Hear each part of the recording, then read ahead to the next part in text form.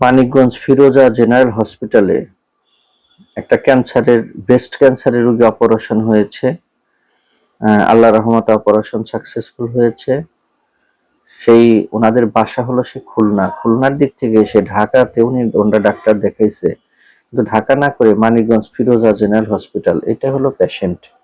ফিরোজা general হসপিটালে operation করিয়েছে। আমরা তাদের মুখ থেকে একটু শুনি যে সেখানে কি সুবিধা ভোগ করছে, অপারেশনের ব্যাপারে শুনি, অপারেশন সাকসেসফুল হয়েছে কিনা। একটু বলেন তো যে আপনাদের এখানে ফিরোজা জেনারেল হসপিটালে অপারেশন করেছেন আপনারা, এখানে কি সুযোগ সুবিধা পেয়েছেন? আসসালামু আলাইকুম। আমরা ফিরোজা জেনারেল হাসপাতালে অপারেশন করছি, কারণ আমরা ঢাকাতে এর আগে ডাক্তার দেখাচ্ছি, সেখানে খরচ বেশি।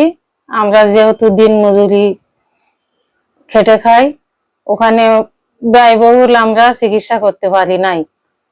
পরে আমাদের এক রিলেটিভের যোগাযোগে এই ফিরোজা হাসপাতালের সন্ধানে এখানে এসে আমরা আর্থিকভাবেও সাশ্রয়ী পাইছি আর সেবাও পাইছি।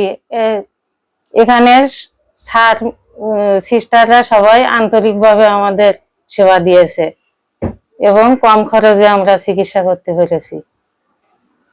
এখন আমাদের রোগী আল্লাহর রহমতে অনেক সুস্থ আছে। আসসালামু আলাইকুম। আমার মায়ের চিকিৎসা করাইছি অনেক দূর থেকে আইসা। এখন মনে করেন যে ফিরোজা হসপিটালে আমাদের পরিচিত একজন লোক সে পাঠিয়েছে, আমরা খুব ভালো ট্রিটমেন্ট পাইছি।